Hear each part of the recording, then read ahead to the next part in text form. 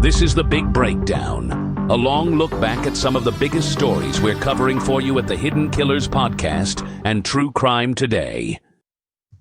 This is Hidden Killers with Tony Bruschi. Tell you what, every time you think you're getting somewhere in the Delphi murder case, you're finding more evidence and more rabbit holes to go down. You suddenly discover another 20 rabbit holes down that rabbit hole. There are so many things in this case that were not investigated properly. Investigations just stopped. They were turned the other way. They said, we got nothing more here, in spite of loads of evidence. One of the big pieces in this whole story involves a character by the name of Keegan Klein. And we're going to be focusing on him in this episode of the program. And I want to show you something one of you guys recently sent to me. One of our sleuths out there sent me this. And this is, I'm going to show you something from his Facebook page. Let me give you a quick background on Keegan Klein. And I'll go into great detail in a moment. But before you see this, he is the guy who was communicating online, the last known person to communicate with Libby German before the murders. How was he communicating with her? Not as a friend. No, as a child predator. Someone who was trying to allegedly lure her to go and meet up the day she was murdered. And where did he want to meet up, allegedly? The Monon High Bridge. Yeah. So there's that. But he's not, he's never been charged with anything in this crime. He's been charged with many other crimes involving child pornography, and he's serving 40 years in prison now for that. But he's a key player in all of this, denies being involved in any way, shape, or form, despite being the guy that's trying to lure her to the bridge the day she's murdered. Nothing to see here. And he's also the guy who on his Facebook page posted this. All right, okay. What is this? Is there anything to see here? Well, let's break this down a little bit. Keegan Klein has these alter egos, these fake personalities that he was using to try and lure people to him, because he's a really disgusting looking human being and a really disgusting person on the inside and the outside. So he has to get behind these fake personas to have anybody have any interest in him whatsoever. So one of these is a music artist. He's claiming that he's in these bands and he's dropping these records and all this stuff, and it's all BS. It's just all completely made up. But on his Facebook page, he posts this. Now, what's significant about this? Well, he drops this on his Facebook page roughly a year after the murders, and you can see the date right up there. Okay, so it's roughly a year. And then the graphic itself. Got his name up there, Keegan Klein, and then there's a white rose in the middle of the graphic with a black backdrop. And then we see the date 12/27. Now, on the surface, one could go, oh, is that the album drop date? That's what one would think. It also happens to be Libby German's birthday. And the white roses represent innocence, purity. No, Libby German was a little girl. So one could easily think of her that way, especially if you're a child predator and wanting to take that from someone. White rose, the word rose on this graphic. And the other side, it literally says rose, in case you're listening. That's also Liberty's middle name. Liberty Rose German. So there's that.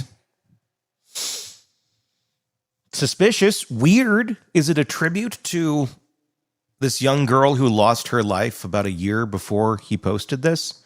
Or is this some sort of sadistic look at me, haha, you won't figure me out type way of posting? Because he's kind of an idiot. It's kind of weird. It's kind of creepy. It's really weird and it's really creepy. And we're going to go into the whole story of Keegan Klein here in just a moment. I want to show you one other creepy thing that has been sent to me recently. And you may have seen this before. I may just be playing catch up and have missed some of these things because I don't really go into the Reddits and all of that. This is an image I'm going to show you here. And I want to contextualize it as well. You know, they were saying, the authorities in Delphi were saying, oh, you know, we put those composite sketches out there, but obviously Richard Allen doesn't look like any of them. So who could it be? Well, we could never figure out. We could never figure out who those sketches looked like. Really? Because a lot of other people did. What you see on the screen here, if you're watching us on YouTube and if you're listening to us, please go check out our YouTube channel, Hidden Killers with Tony Bruschi, and you can see the video version of all of these, is the half and half composite sketches of what witnesses or who witnesses say they saw out there that day.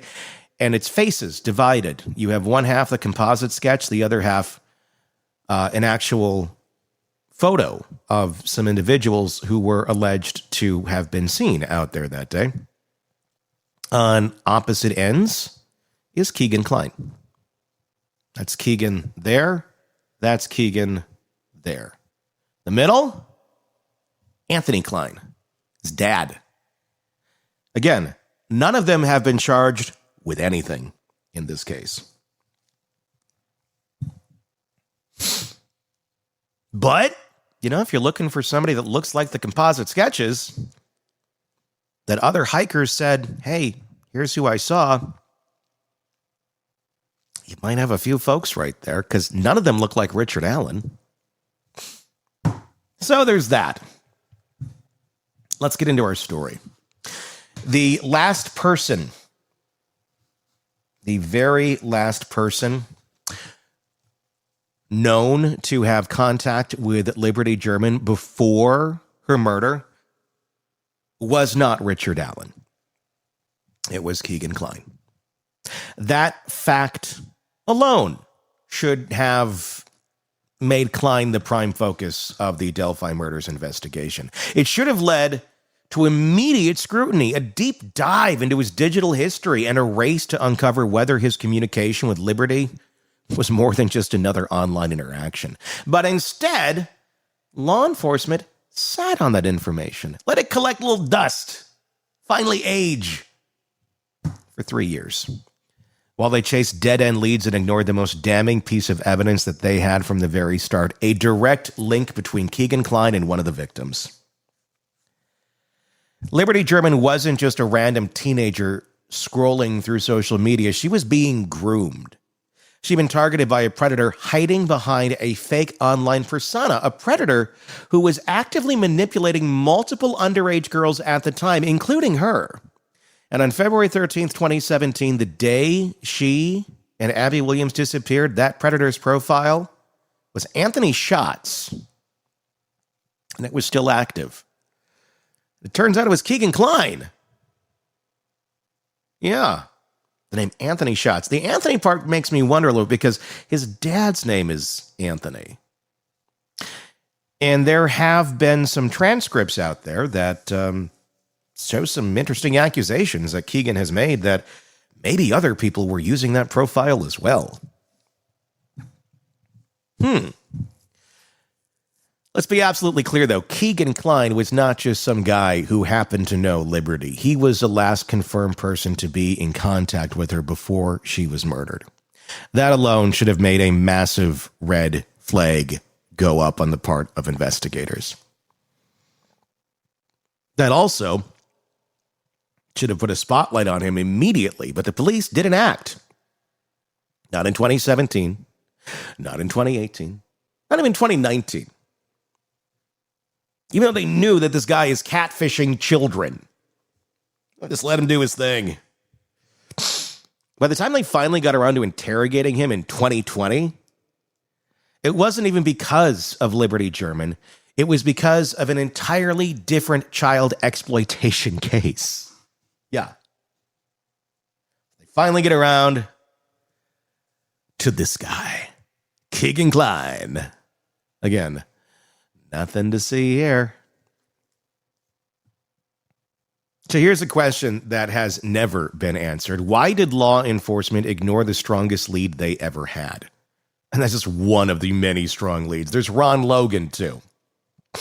Bridge guy. But we're not getting into that one on this video. There's too much to unpack about Keegan Klein here. If you want to see the Ron Logan ones, we got them on our channel. Check it out. And while we're at this moment, I want to ask you to press subscribe wherever you're listening to this, or if you're on YouTube, hit the button, hit the bell, hit whatever you need to hit on whatever platform it is so you don't miss any of our coverage on this case, because we will continue to dive through this and wade through this until actual justice is served, because God knows it's not the guy that got locked up. There's no way around it. This wasn't just a mistake. This was a failure to investigate logic. A known predator, already under scrutiny for his involvement in online exploitation, had direct access to one of the victims just before she was murdered, and yet he was treated as an afterthought. Meanwhile, Richard Allen, a man who had no digital connection to the victims at all, was charged and convicted. And now, with Allen locked up, Keegan Klein has slipped into the background of this case again. And if his role into it no longer matters, well, I guess that may be what some think, but I think we need to bring back a little light here, get the spotlight out, get the big flashlight out, and go, I think we need to look back over here, guys, because I don't know how you didn't do it in the first place. Unless, of course, nobody wants to admit they're wrong, nobody wants to admit they haven't figured anything out, or we're protecting somebody. I don't think you're protecting Keegan Klein. His name never should have left the conversation in the first place. So let's talk about what police actually knew. From the moment Liberty's phone was examined in 2017, investigators saw it, the Anthony Shots profile, actively messaging her. The account had been used to flirt, manipulate, and engage with young girls, convincing them to send explicit photos. This isn't speculation. Klein admitted to creating the account. He admitted to using stolen images of a male model to catfish minors because, I mean, look at him. Do you think that's going to catfish anybody? You think it's going to get a normal human being? Gee, you don't look like a child predator at all. He admitted that his goal was to lure girls into trusting him so he could get exactly what he wanted. And Liberty was one of his targets. This wasn't a vague connection. It wasn't just a name and a chat log. This was an active online predator who had direct access to one of the victims at the exact time she went missing. And yet, despite having all of this evidence in their hands, law enforcement took 3 years before they even questioned Klein about Delphi. What exactly were they waiting for?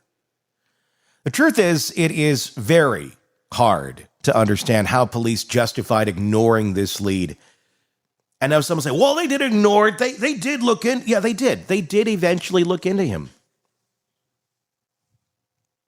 And then what? I don't know. If you're the one that's catfishing one of the girls who dies and you talk about going and meeting her the day she dies, at the place she dies, I would think that might be probable cause for an arrest. Just saying. It wasn't just one red flag, it was a flashing neon sign, and yet no immediate action was taken. No arrest, no raid of Klein's home, no deep dive into his digital records until 2020, when an entirely different case forced them to finally act. And when they finally got around to questioning him about Liberty, he lied. Surprise. Over and over, Klein denied knowing anything. He claimed he didn't remember their conversation. He said he blocked her because she was annoying. You know, those annoying girls that are underage that you're catfishing, they're just annoying. I just want to block them. I don't want to prey on them like I'm actively doing right now. He called the idea that they were supposed to meet up a total lie, even though the chat logs suggest otherwise. And the police let him walk out of that room without a single charge related to Delphi. Just took him at his word. For 3 years, law enforcement had ignored Keegan Klein. And when they finally sat him down and confronted him with fact, with truth, with chat logs, and he says, "Dad, it's not real. It's a lie," or whatever BS spewed out of his mouth, they still didn't do anything about it. To protect and serve over there in Delphi, right? You got a great force. Instead, they turned their attention to someone else, a man with no digital footprint in Liberty's life at all. A man who wasn't even on their radar for the first 5 years of the investigation. A man who actually raised his hand at the beginning of this when the girls they found dead. And they said, "Who was out here hiking today? Please call us with any information you have, with anything that you know. What did you see? Even if you think it's just completely benign, just tell us what was your experience like out there that day." And you know who raised his hand? Richard Allen. He said, "Yeah, I'm a dad. I'm a father. I work over here at CVS. A lot of people know me. How can I help?" You know, like child killers do. They always raise their hand and go, "Hey, I was there that day." Somehow, to Delphi, that was, "Oh, this must be the guy." Oh, wait, that took them another 6 years when they ran out of other leads. Or they just stopped pursuing real ones or pretended that they didn't exist. Then they went after Richard Allen and convicted him with little to no evidence. A man whose only physical connection to the crime scene was a single bullet. And by the way, the crime was not committed with a bullet. There's no evidence that a gun was even shown to the girls. There's nothing involving a gun in this case. But they found a single bullet on the trampled crime scene that they let all these people go through. All these people trampling through, officers, volunteers, many people with guns. So after 40 to 60 or more people wander through this crime scene, somebody finds a bullet on the ground, an unspent bullet. Who might that belong to? I don't know, any of the 40, 50, 60 or more people who've been trampling through this scene the last 4 days? Maybe we should check all them. Oh, no. 6 years later, we're going to go see if Rick Allen has a gun that maybe would fit this bullet. A very common bullet, by the way, that almost anyone would have if they're a regular gun owner. And they go, "Look, this bullet fits your gun." Can't really prove it. We got this guy who says it might look like it kind of has a marking, even though it's unspent. And the science of this is pretty much bunk. It must be his, because we found that single bullet there, and he has a gun that it could go into. That means it's him. Now, keep in mind, this is a gun-loving community, and I'm not saying there's anything wrong with that. All I'm saying is, if you're going to connect this guy and say this is your guy because of a single bullet, I think you probably would be lining up nearly half of your town if we're going to match bullets here. Or just, again, going back to all the people who trampled through the scene that have guns, where there likely could have been a bullet dropped. Is a CVS guy who went out for a walk, didn't have his gun with him. Rick Allen was just out for a walk, and then he raises his hand and said, "How can I help?" But that bullet must be his, so that automatically means he must have killed these girls.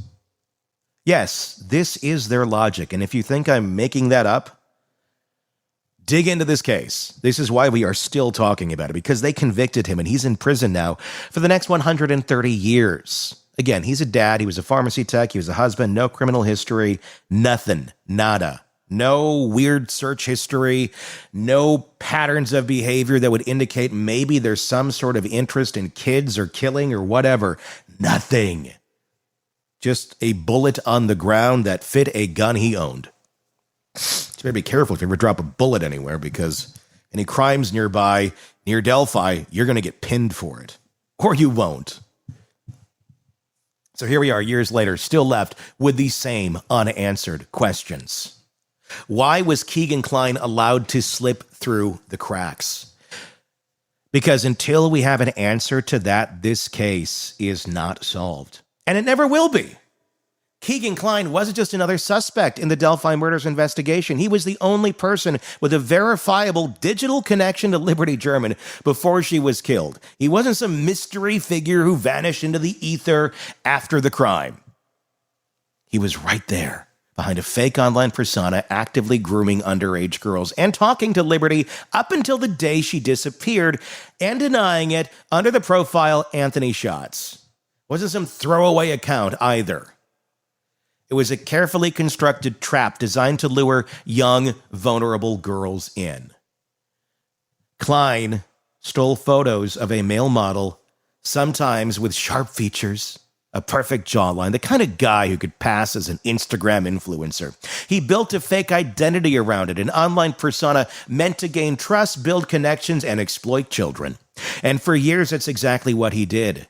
When police finally searched Klein's electronic devices in 2020, what they found was horrific. Thousands of explicit images and videos of minors. Thousands of chats between Klein and underage girls. It wasn't just one or two victims. It was a pattern, a system he had perfected. And right there, among all those digital horrors, was Liberty German. She'd been talking to Anthony Schatz, not just once, not just in passing. She was actively communicating with Klein's fake account the day before she was murdered. And that was not speculation. That wasn't theory. That was fact. Police knew that Liberty had been speaking to this account. They had the chat logs. They could see the messages. They knew that this was more than some casual conversation. And the most damning detail, the chat logs suggested that Liberty and Anthony Schatz had planned to meet up.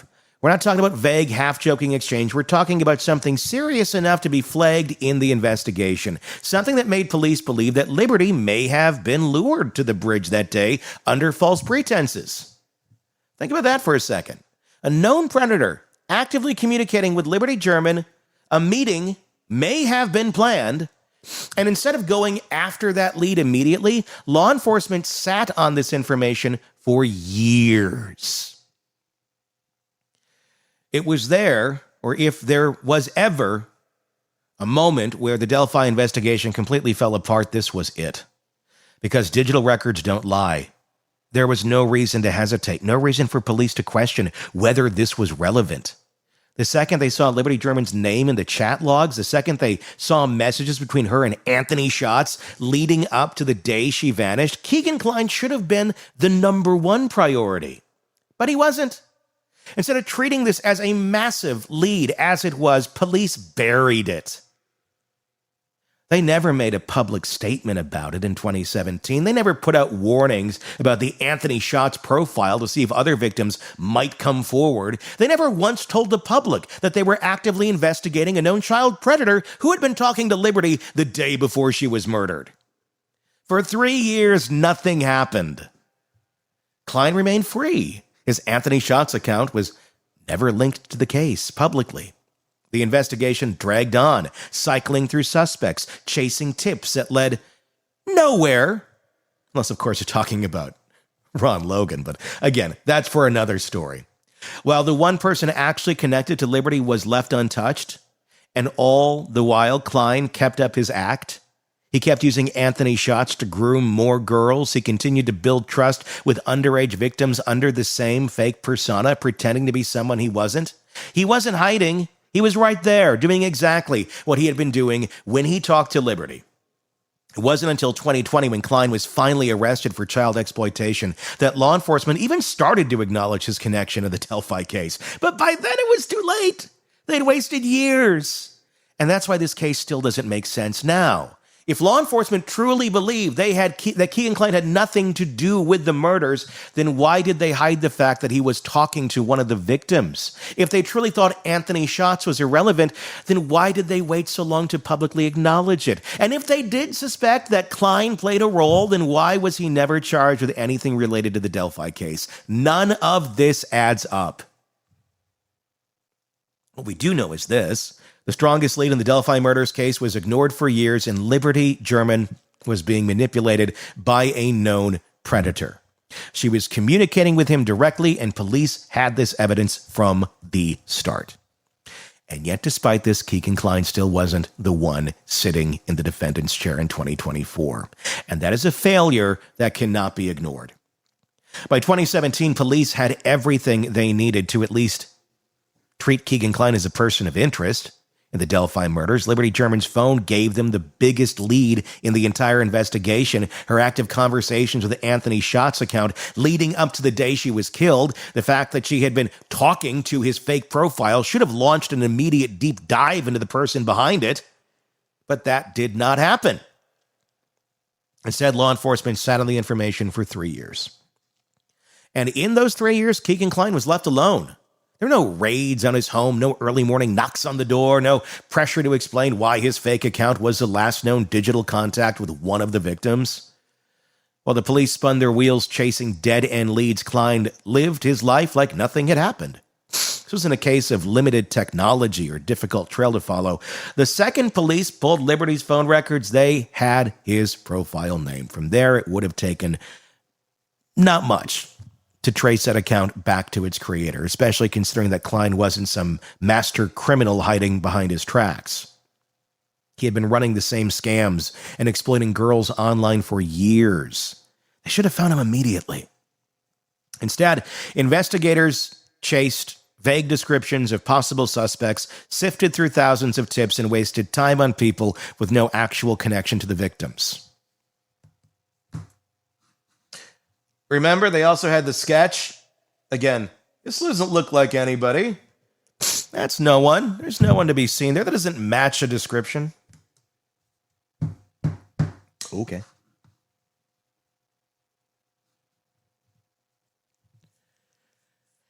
Meanwhile, Klein continued using Anthony Schott's to target more girls, manipulate them, and collect explicit images, all while law enforcement ignored the most crucial digital trail sitting directly in front of them. He had 3 more years to talk to more victims, free to keep running the same schemes that he had used on Liberty German, free because police had failed to act on the most obvious suspect they had. When they finally did show up at his door in August of 2020, it wasn't because they had finally put 2 and 2 together about the Delphi murders. It was because something else entirely. The FBI wasn't raiding Klein's home because they had uncovered new evidence linking him to Liberty's disappearance. They were there because of a separate child exploitation case. Authorities had been tracking a massive network of online predators, and Klein's name just happened to surface as one of the worst offenders. Surprise! When they executed the warrant, what they found was beyond disturbing. Klein's devices contained over 100,000 images and videos of child pornography, one of the largest collections ever uncovered in the state up to that time. His chat showed those years of grooming, manipulation, and coercion. He had dozens, if not hundreds, of victims, and yet somehow, even with that mountain of evidence, law enforcement still hadn't prioritized his connection in Delphi. It was only after his arrest that someone finally decided to ask some questions. Hey, this guy, he was talking to Liberty German right before she was killed. Should we look at that? 3 years. 3 years of evidence sitting untouched. 3 years. And what else did he do in those 3 years that we don't even know about, I guess, is another big question. When they finally did bring him to questioning about Delphi, he just denied everything. Despite his denials being in direct contradiction of the physical evidence they had in front of them, he claimed he didn't remember his conversations with Liberty, conveniently. Said he blocked her because she was annoying. No connection. And because police had wasted so much time, they had no way to prove otherwise. By August of 2020, whatever physical evidence might have connected Klein to the crime scene was long gone. Any electronic evidence that could have tied him to the murders had either been wiped or was now buried under years of new digital activity. The trail was kind of cold, despite it being a burning inferno right after that little cold snap there. You just got to get through it. And that was law enforcement's fault. They had the lead, they had the name, they had the evidence, and they did nothing with it. Remember, I got to say here, Klein's never been charged with anything related to the Delphi murders. So, innocent in the eyes of the law. Keegan Klein was simply arrested for child exploitation, simply, and possession of child pornography. And just like that, the biggest mistake of the investigation was complete. Klein should have been the focus from the very beginning. Instead, he was left untouched for 3 years. By the time police finally got around to questioning him, it was too late to fix their mistake.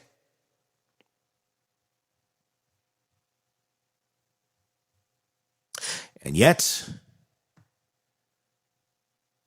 they went on. They went on acting as if, did we miss something? Nah, we're all good.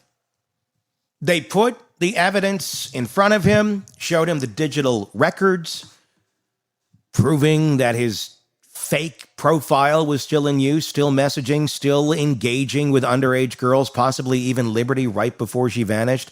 And Klein had no explanation for this. He didn't even try to offer one. Instead, he just denied everything. Said he didn't remember the chats. He blamed someone else for using his phone. He called the idea that he was supposed to meet up with Liberty a total lie, despite police having chat logs suggesting otherwise.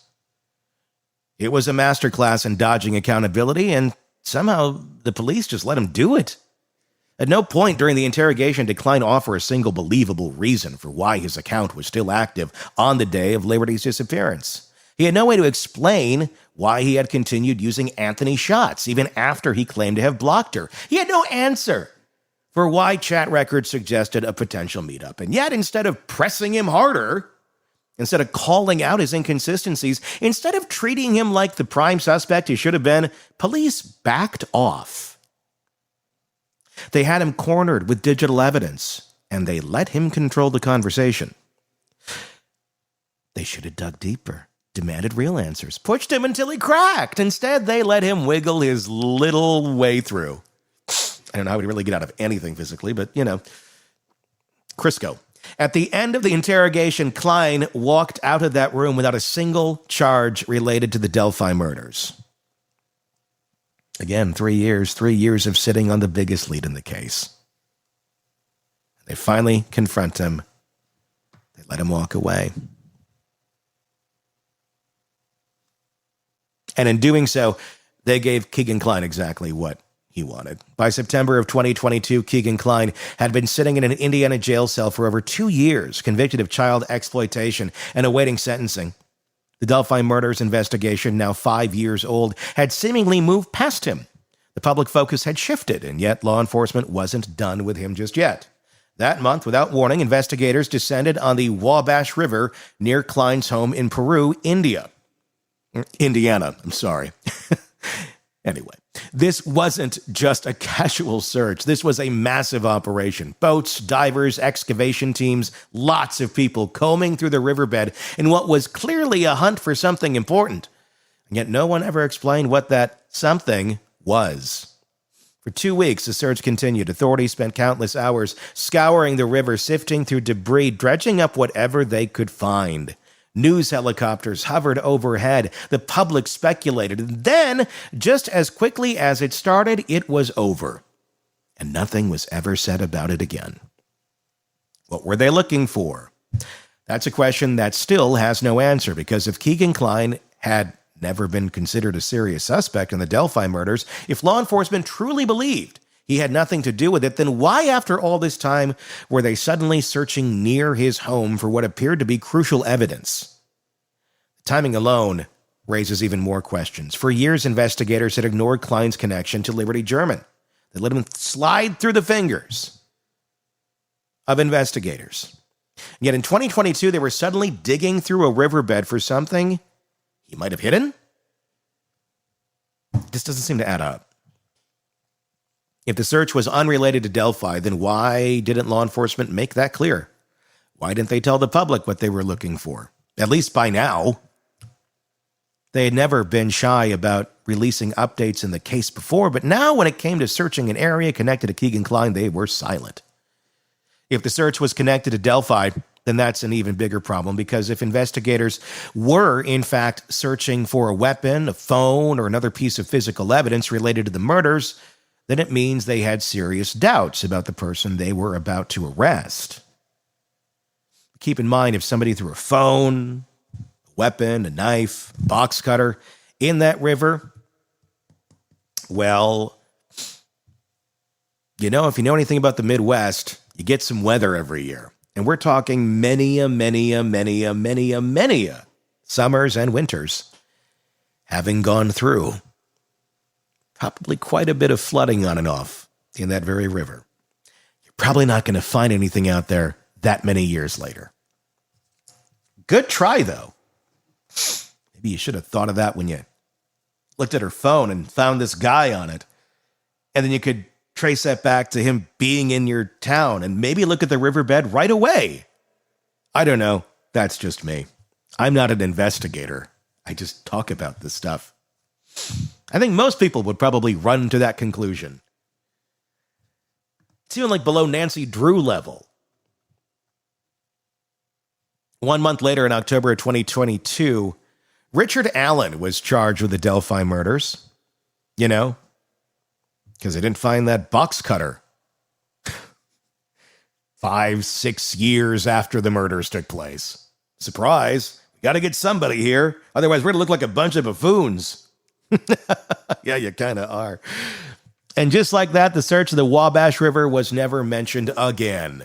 Whatever they were looking for, whatever they may or may not have found, it was seemingly wiped from the investigation the moment Allen walked into custody. Literally, walked into custody. Klein's name was pushed aside. His connection to Liberty was no longer considered relevant, and the police acted as if the search had never happened at all. Nothing to see here.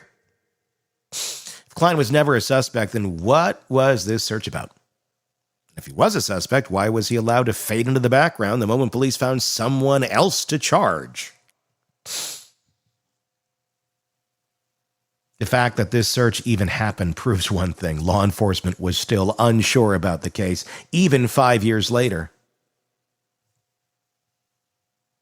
And the fact that they buried it just as quickly proves something else. They didn't want the public to know just what the public, to know just how much they had second-guessed themselves. That's a bad look.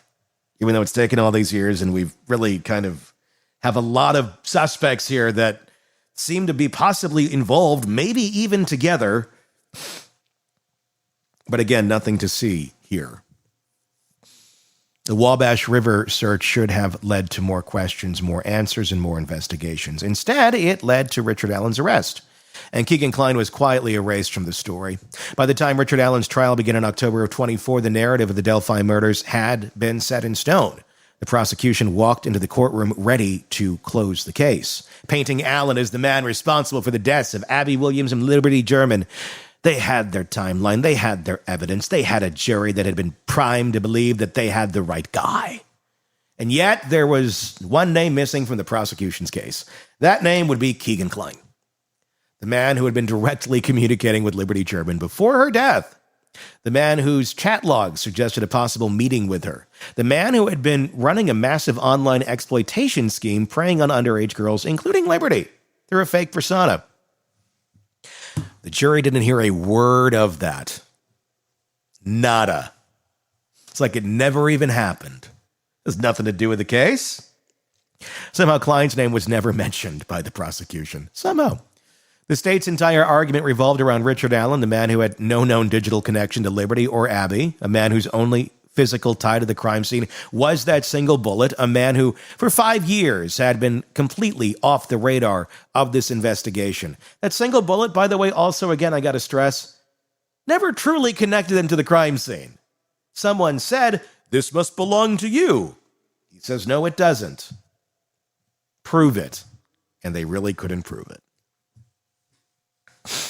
So just put yourself in that situation for a second. This must belong to you. No, that's not mine. Well, there's writing on this pad. Don't you write on pads? Oh, yes, yeah, I do write on notepads. Well, then it's yours. It must be yours. Case closed. That's essentially what happened. It makes sense in Delphi, I guess. Allen's defense team saw the problem here. They saw the gaps. They saw the ignored evidence. They saw how law enforcement had spent years chasing the wrong people while sitting on real digital proof that Liberty had been talking to a predator before she died. And they made a move that should have changed everything. They called Keegan Klein as a witness. At first, it seemed like the trial was about to take a major turn. Klein, who had spent years evading real scrutiny in this case, was finally going to be able to finally going to be forced to speak under oath. Finally going to be confronted with his shifting stories, his digital footprint, and his role in Liberty's final hours. The court even ordered him to be transported from prison to testify. But then, as everything goes in Delphi, nothing happened. Klein was on the witness list, but he never took the stand. No testimony, no cross-examination, no moment of reckoning, just not like he's even part of this.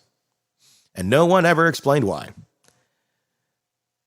There's a few possibilities, none of them good. First, the judge may have placed restrictions on what Klein could say, and if the defense wanted to use him to question the integrity of the police investigation, but the court limited how much of that could be brought up, then calling him might have been pointless.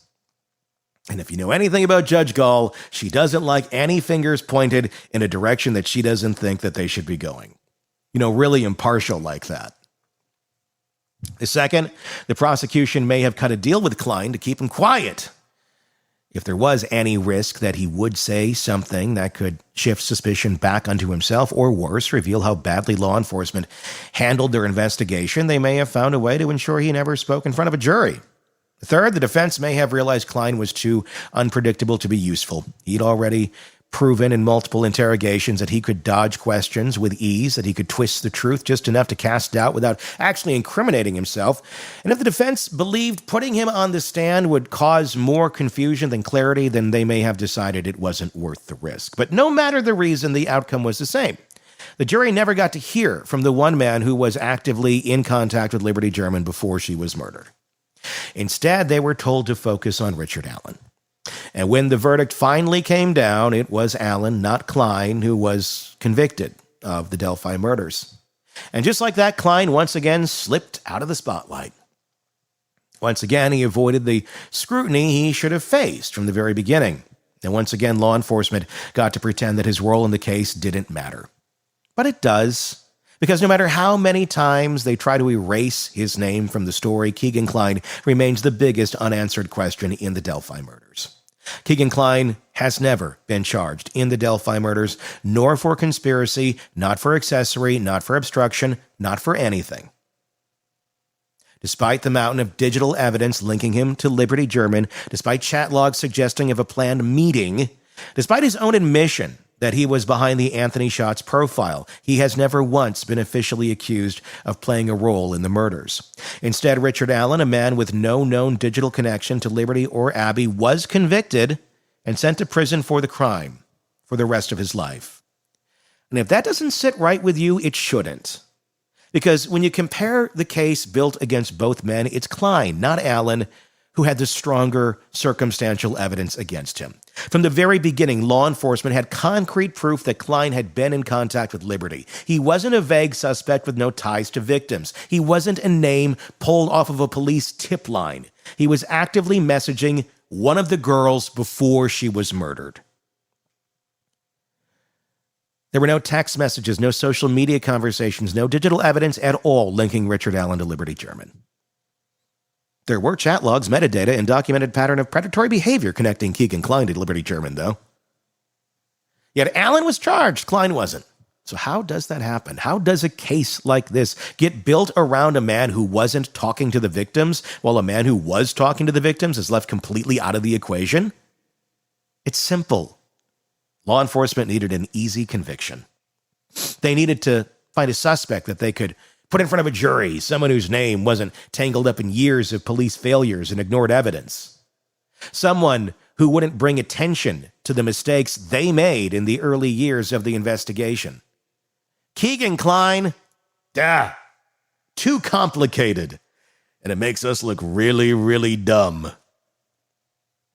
His involvement raised too many questions. His presence in the case would have forced police to explain why they ignored the chat logs for years. It would have forced them to admit that they had failed. One of the biggest leads in examining the biggest lead in the case in 2017 and did nothing with it.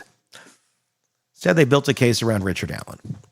And the biggest sign that they knew their case was wrong, the Wabash River search. Because if law enforcement was so certain that Allen was their guy, why just weeks before his arrest were they still digging near Keegan Klein's home for possible murder evidence?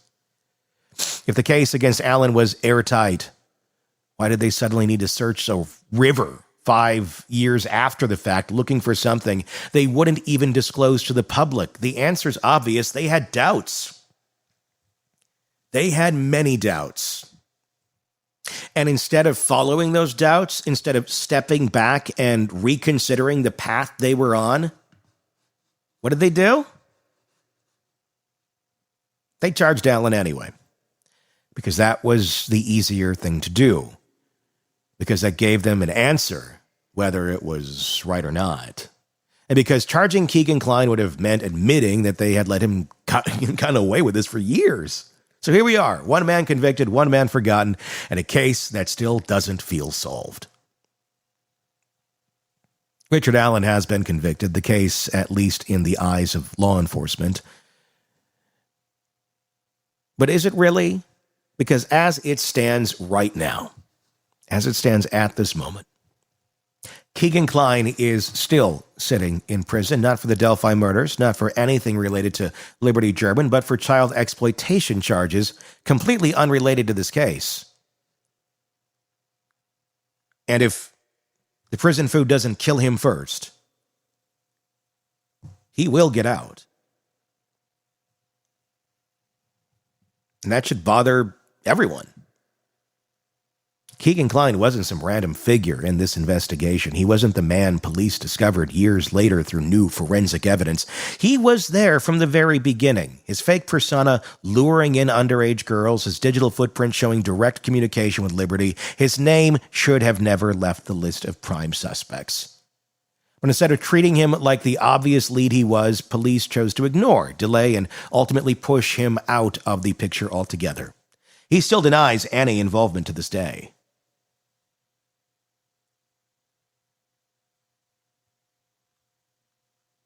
He's never been charged with anything connected to the murders, never been forced to answer why his fake account was still active the day Liberty vanished. Or he was, but he doesn't remember. Or he doesn't know. Or I don't think so. Or that's a lie. Those are his answers. And they were just accepted. Never been held accountable for his role leading up to this and leading her into an online trap, one that may have ultimately led to murder. But by who? Maybe that's one of the biggest questions still to this day and one of the biggest failures of all of this, because here's what we still don't know. What did police find in the Wabash River, and why did they go there when they spent weeks searching near Klein's home in 2022? Why was Klein ordered to be transported to testify at Richard Allen's trial only to never take the stand?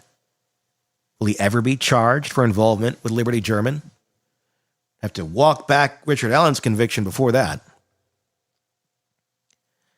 Did law enforcement let the real killer walk free in favor of an easier target? I am not saying Keegan Klein is the killer. I'm saying he certainly has more information. They would say there's no coincidences. Well, this isn't a coincidence. This is just blaringly obvious evidence directly in front of you. There's no scenario where Keegan Klein should have been ignored as completely as he was. The evidence against him was right there from the beginning, and yet police chose a different path, one that conveniently kept the focus away from their biggest investigative mistake. And until those questions are answered, this case will never be truly solved. Because one thing remains abundantly clear. The Delphi police have never explained why they ignored the strongest lead they ever had. And that's just one piece of this story. And believe it or not a very big piece, but a very key piece if you're trying to really understand the whole thing and try to find that real piece of evidence that does connect someone to this in a real tangible way. this is a pretty strong one in terms of digital footprint. There's a lot in this case. You can find it all over our channel. Be sure to press subscribe wherever you're watching us or listening to us right now so you don't miss any of our continuing coverage on this case. It is not going to go away. I'm Tony Bruschi. Thank you for listening. The latest true crime stories, expert breakdowns, and shocking twists, all in one place. Press subscribe now to the Hidden Killers podcast and True Crime Today.